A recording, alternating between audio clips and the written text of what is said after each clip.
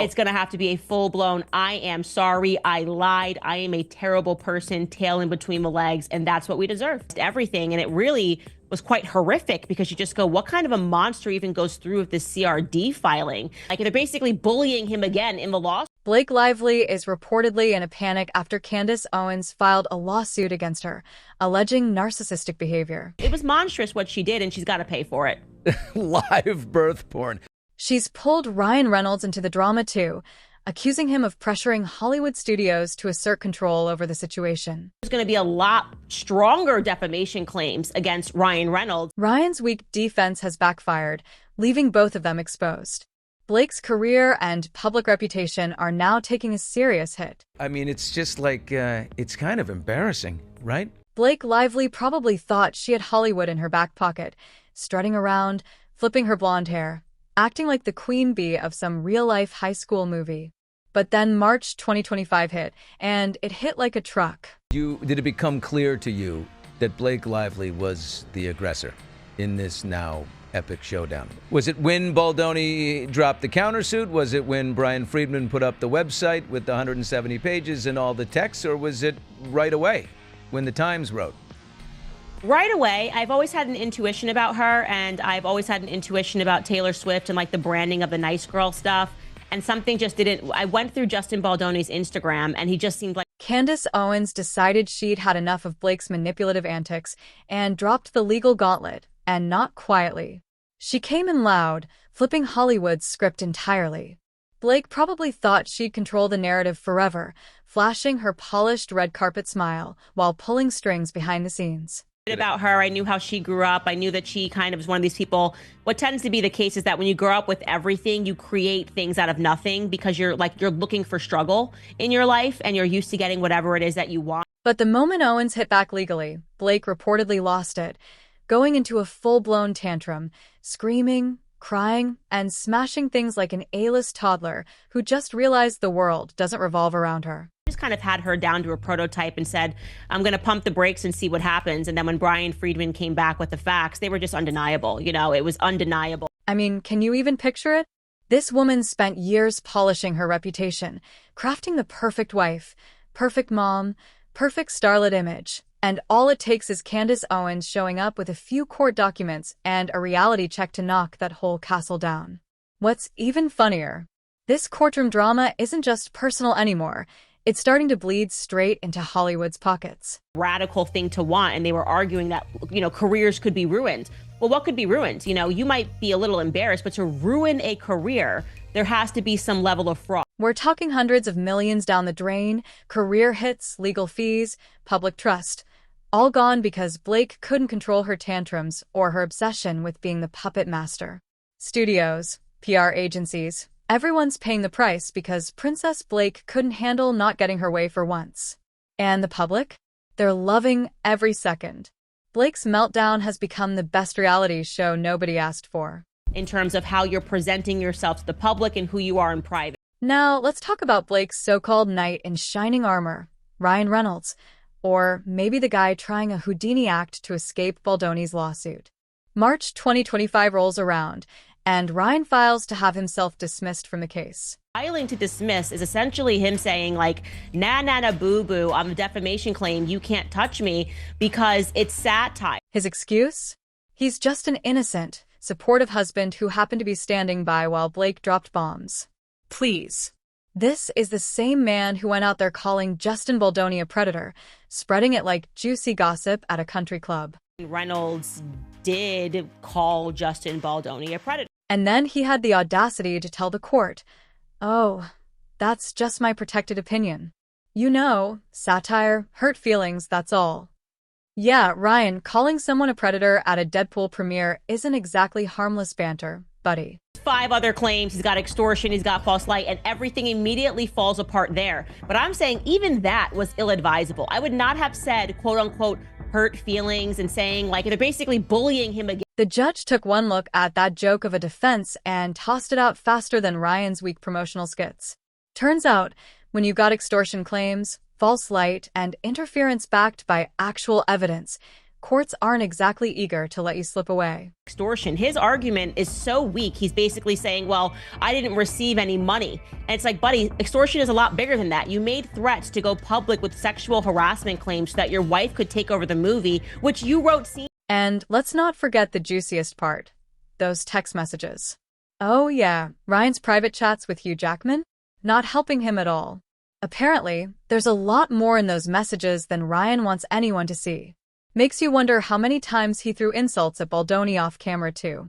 Stronger defamation claims against Ryan Reynolds, because could you imagine the text messages between him and Hugh Jackman as they're putting together all of these scenes? I mean, it's going to get crazy. Brian Friedman wasn't holding back either. He straight up called Ryan out, labeling him a central figure in the attempt to ruin Baldoni's career, and brandished the receipts like a proud lawyer at a roast battle. Pay for the associated inconveniences, the travel, the lawyers, if Hugh Jackman, anyone getting deposed who's got to make arrangements for it if they have to get their own lawyers or whatever it is, and here's Ryan, should be looking out for them and not himself. But let's return to the true star of this tantrum saga, Blake Lively, Hollywood's favorite spoiled brat. Candace Owens didn't hold back, no sugarcoating, no tiptoeing. She tore Blake apart piece by piece, calling her exactly what she is, someone spoon-fed privilege her entire life, yet still manages to stir up chaos from sheer boredom and insecurity. Blake's been cruising on a wave of getting everything handed to her, perfect upbringing, cushy Hollywood career, A-list friends, but apparently that wasn't enough. Nope. She felt the need to orchestrate a career-destroying campaign, ruining lives just because she felt a little threatened. Without question, I really do think she's just a spoiled brat. Like, it just goes down to something that simple. She's a spoiled brat, and she's used to getting what she wants from the time that she was a kid. And this is what she wanted, and I do think that people have not pieced together. Candace didn't hold back. She called Blake out straight, the type who invents problems out of thin air just to feel important. And don't even get me started on how Blake weaponized the media. Remember that flashy New York Times piece she waved around like a personal weapon? Owens dragged her for that too. Blake conveniently left out crucial context, painted Baldoni as the villain, and sat back smugly while the media ran with it. Candace wasn't buying the fake, nice girl act for a second. She exposed the narcissism, the obsession with controlling Hollywood's power game, and the demand that everyone bow to her. And she made it very clear. Blake needs to face both public and legal consequences for all the chaos she's caused. We're deluded enough to believe that it was inorganic traffic online. Like this, there's no way people don't like us. We're so wonderful. We're so amazing. We're so hot. We're so pretty. Our friends are rich. We know Taylor Swift. The world loves us. And can we just appreciate how satisfying it is to finally see someone stand up to Blake's nonsense? For years, she's hid behind red carpet smiles, designer gowns, and carefully scripted interviews, all while pulling strings and wrecking careers behind the scenes. But Candace, walked in with facts, legal action, and roasted Blake so hard even her PR team probably took a day off. No more hiding behind Hollywood sweetheart vibes. Owens made it clear. Blake isn't some misunderstood actress. She's a spoiled, manipulative brat who thought the rules didn't apply to her. It's falling down for you guys because people perceive you as bullies. And you're essentially saying like a bully argument, which is, so what, big deal, sorry your feelings are hurt, but this isn't a rise to an actual. Now Blake's left trapped in the very courtroom circus she created. Lawsuits piling up, Hollywood turning its back, and the public finally seeing the real her. The tantrum? Oh, that's just the cherry on top. When Candace Owens stepped in, she didn't just challenge Blake's fake narrative, she torched the entire script. And watching Blake squirm under the pressure? That's the best show Hollywood's seen in years. Essentially over us bullying you. That doesn't make you look good on paper, it doesn't make you look good in the court of public opinion, it makes you look like what you actually are, which are a bunch of bullies who think can get away with everything. Blake wasn't sitting quietly on the sidelines. She was the one pulling all the strings. All those leaks and insider reports point directly to her as the real puppet master behind this messy lawsuit and smear campaign.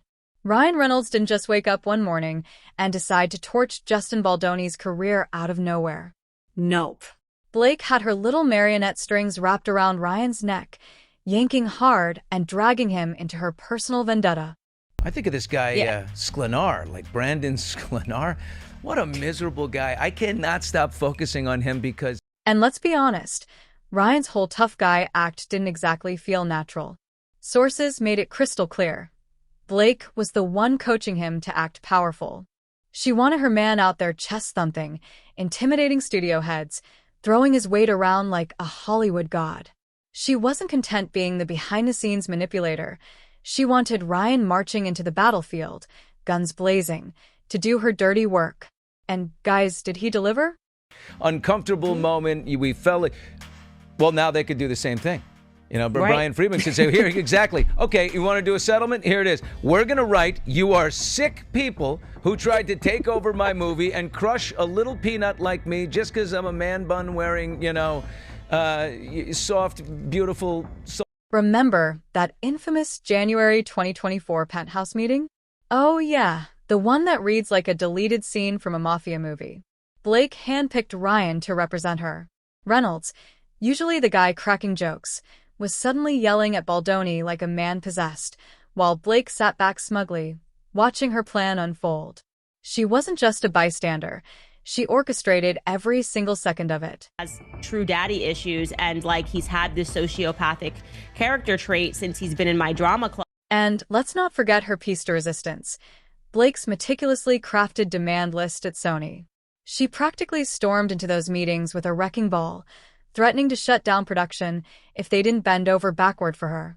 Sony execs probably needed therapy after dealing with her tantrums. Then the public got a look at the 170 pages of text receipts, and boom, the facade crumbled. There was no hiding who the real aggressor was. Blake's sweet, innocent image disintegrated, replaced by the truth, a control-obsessed, power-hungry diva who treated everyone around her like pawns in a chess game. I do believe that Ryan Reynolds has demonstrated that he's a narcissist. He's a total narcissist. He cannot comprehend a world. I truly believe he cannot comprehend a world in which him and his wife are not. But Blake didn't stop at controlling Ryan. Oh no. She took her petty wars straight to the studios and production teams. Welcome to the extortion chapter of this Hollywood circus. Sony executives confirmed it loud and clear. Blake and Ryan's legal team threatened to walk away from filming, fully aware it would cost the studio multi-million-dollar losses. To be that vicious and be that angry, have unresolved pieces of himself. And he said as much in this It Ends With Us skit that had nothing to do with the movie. He said he has like unresolved issues, and they're daddy issues. They're like daddy issues. We're not talking pocket change here. These are big budget films with entire crews, tight schedules, and contracts all on the line. And Blake? She wielded every bit of that like it was her personal bargaining chip. Because of that, he was really just using Justin Baldoni as a punching bag, because there was something about Justin Baldoni's character constantly talking about, like the real Justin Baldoni, doing this inner healing and childhood healing and addressing your true self. That email evidence spilled all the dirty details. Blake demanded directorial control like she'd become Spielberg overnight. She pushed out Baldoni, sidelined composer Brian Tyler, probably without even blinking. And let's not forget the leaked texts, where Blake channels her charming little dragon persona, breathing fire at anyone who dared resist. Even Taylor Swift wasn't safe from being dragged into Blake's absurd demands, whether she liked it or not. To replace what his name is, Brian Tyler, the composer on the movie. Well, Taylor Swift is not going to give you this unless we get what we want. She wants this credit. She wants this credit. She wants her. Candace Owens didn't miss a beat exposing this. She laid it out crystal clear. Blake wasn't negotiating. She was extorting, threatening sexual harassment claims to bend the studio to her will. That's not assertiveness. That's straight-up coercion. Owens called it what it was, a full-blown hostage situation. Brian Friedman backed her up, pointing directly to receipts showing how Blake used threats, manipulation, and outright bullying to get her way. Want to know who's really running the show? It's not the studios. It's not the producers. It's Blake, parading around like the self-declared queenpin of Hollywood. I want to claim that Ryan Reynolds' extortion claim is invalid because he, quote, fails to allege that he received any money or property. Okay, that's a completely ridiculous argument to say, well, you can't prove that this was extortion because Ryan didn't personally receive any money or property is just. But here's where it gets even juicier. Blake's entire PR game, her precious, meticulously choreographed image, crumbled right before her eyes. Candace Owens tore it wide open. Blake wasn't just pulling strings behind the scenes. She was playing every card in the media manipulation handbook. Owens revealed that Blake's campaign to destroy Baldoni wasn't limited to legal filings. It was a full-on media war. Straight out of the Operation Mockingbird playbook, except instead of government agencies, it's Blake and her PR team gaslighting the public like it's their full-time job. And we got to read Ryan demanding that they make a public statement taking full ownership over Blake's reputation being sunk by her own interview. And the New York Times, Glamour magazine, they all got sucked into Blake's little propaganda machine. Fluffy articles defending her, painting her as the poor, misunderstood victim, all while sweeping her toxic behavior under the rug. Candace Owens smashed that narrative with a sledgehammer, calling these outlets exactly what they are: Hollywood gaslighting tools. Media pawns helping Blake control the story, while she bulldozes careers in her path. Ryan himself quarterbacked this entire situation, okay? Also, don't forget, remember, Blake chose him to be her quote-unquote representative. Owens didn't stop there, either, arguing she connected the dots and claimed Blake's tactics resembled classic propaganda techniques meant to sway audiences. Suddenly, many people began waking up, viewing the dispute as more than celebrity gossip, but a case study in how stars leverage media to advance personal agendas. Blake, she alleged, believed she could finesse perception while causing damage behind closed doors. Owens then insisted every hidden issue was exposed, dragged into daylight, and displayed publicly for everyone to examine, as events unfolded and scrutiny intensified worldwide rapidly. She quite literally spells that out in her own complaint, that she had a right to choose somebody to be her representative, and she chose Ryan. So you can't do the now I'm just a doting husband. You can't do I did what any husband would do and I just believed my woman, okay? And it's no longer just about Blake's PR image, but about how the entire system is being questioned and exposed. In Candace Owens' telling, Blake Lively, once seen as Hollywood's flawless darling, is portrayed as a master manipulator who allegedly pulled strings, played power games, and shaped media narratives to protect her position. Owens flipped the script in her commentary, arguing she revealed how far Blake was supposedly willing to go to defend her crown. And for many watching from the sidelines, the spectacle of that carefully built image unraveling under intense scrutiny feels like an unexpected plot twist, one that people are closely following, whether out of skepticism, curiosity, or sheer fascination with the drama. It's gonna have to be a full-blown, I am sorry, I lied, I am a terrible person, tail in between the legs, and that's what we... Ryan Reynolds really seemed to think he could play the victim in this situation. His legal team walked into court with a straight face and tried to argue that calling Justin Baldoni a predator was nothing more than harmless satire. Apparently, labeling someone a predator at Hollywood events is being framed as comedy now. I would say, in my opinion, is plausibly the most guilty party of this entire thing, okay? He has just been publicly humiliating Justin Baldoni as soon as he could, as many times as he could, and using as many A-list actors as... They claimed the whole thing was just thin-skinned outrage over a joke, as if Reynolds was doing stand-up instead of dragging a man's reputation through the mud. The court wasn't buying it, and neither was the public. People saw right through the act. Bullying wrapped in a Deadpool punchline doesn't make it any less toxic. Nobody's laughing, Ryan. The idea that Ryan's going to come to court and claim that he is wrongly named in this lawsuit, it just sort of offends my sensibilities a little bit. Just like it offends my sensibilities to keep telling me that you keep writing yourself as a homosexual man into all of these various circumstances. And then Candace Owens went straight for Reynolds, holding nothing back. In her commentary, she criticized what she described as his habit of centering himself in every skit, movie, and talk show appearance, arguing it isn't about comedy, but about ego and control. She claimed his so-called humor functions as a dominance play, especially when he isn't the center of attention, and that he wasn't roasting himself so much as targeting Baldoni under the cover of being funny.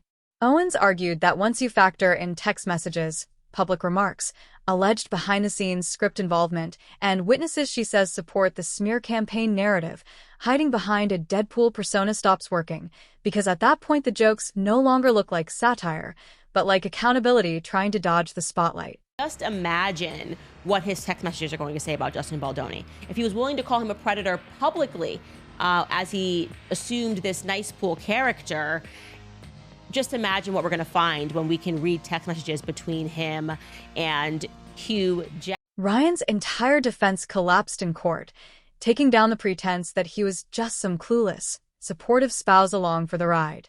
He was knee-deep in the chaos, crafting scenes, strong-arming studio heads, and leaving his fingerprints on every bit of the damage. That Blake is really tough on Ryan. It's not just Ryan, but that she is like, look, you're the A-list guy. You need to do this. Show me you are that big, powerful guy in Hollywood. And the best part? Candace didn't stop there. She hinted that Ryan might soon be looking for an exit, not just from the lawsuit, but maybe from the marriage itself. Imagine putting your career, public image, and personal life on the line just to play tag team enforcer for Blake Lively, and then realizing the courts aren't letting you off the hook. Brutal. Times via various skits, some skits that were in movies, some skits Family that Guy? were just a part of the Golden Globe. No one says, like, hints that he's gay more than Ryan Reynolds. Now, speaking of brutal, let's talk about the social fallout pounding Blake like a Category 5 hurricane. All those shiny, loyal Hollywood friends she used to flaunt? Gone. Sources confirm that people like Bradley Cooper, Hugh Jackman, and Sean Levy are keeping their distance. Through giving word salads and he's so miserable. Then, of course, Ryan Reynolds gets him to do this dumb skit with Hugh Jackman and Ryan's mom. And there's Sklenar. He doesn't have the ability to say no because he wants to be as big as Ryan Reynolds or Hugh Jackman one day. So, okay. No more A-list brunches. No more squad goals photo shoots. Blake's little empire is crumbling, and nobody wants to get caught in the rubble. Even Taylor Swift, who Blake used to name drop like a personal safety net, is now dodging subpoenas and ghosting the entire situation. We're going to see the rubber meet the road. They're going to understand what the implications are of these subpoenas. They're going to understand what the implications are of putting Taylor Swift under oath and going through Taylor Swift's text messages. And can you blame her? Blake's been using Taylor's name for leverage, dragging her into meetings and pretending she had the Dragon Queen's blessing. Now that everything's hit the fan, Taylor's completely MIA. Classic. I'm going to go with it's also Ryan Reynolds. I think Ryan Reynolds has a few secrets in the closet, too, that they don't want people to be taking a look at, and it's going to destroy these people. That's why they wanted this attorney's eyes only. Studios aren't faring much better. Sony probably regrets ever taking Blake's calls. After giving in to her diva demands, rewriting scripts, booting composers, bending over backward. What did they get? Millions lost in reshoots, endless legal fees, and a PR nightmare that keeps spiraling. Candace Owens didn't hold back here either, highlighting how Blake's petty jealousy even reached as far as Scarlett Johansson. People have not pieced together, and I've been speaking about it. The Scarlett Johansson piece of this is also something. She's the one that walked away from Ryan. He has control issues, and she was working with Wayfarer on her directorial debut. Apparently, Blake was so pressed about Scarlett's directorial debut that she decided to hijack control over It Ends With Us, just to one-up her. Like, she couldn't stand seeing Scarlett succeed, so she threw tantrums until she could grab some power for herself. Newsflash, Blake. Jealousy isn't a cute look, and it's definitely not a business strategy. She's not a brilliant actress, and she's not a Scarlett Johansson, and I think that, she suffers from that insecurity of wanting to feel like she belongs in the A-list club. And what about Blake's big dream of being the next Reese Witherspoon-style power player? Producing, directing, building her little media empire? Yeah, that's toast. Replaced by legal disasters, media backlash, and the entire Hollywood circle realizing that behind Blake's polished Instagram feed was a control freak willing to torch careers for a taste of power. She wanted to be the boss.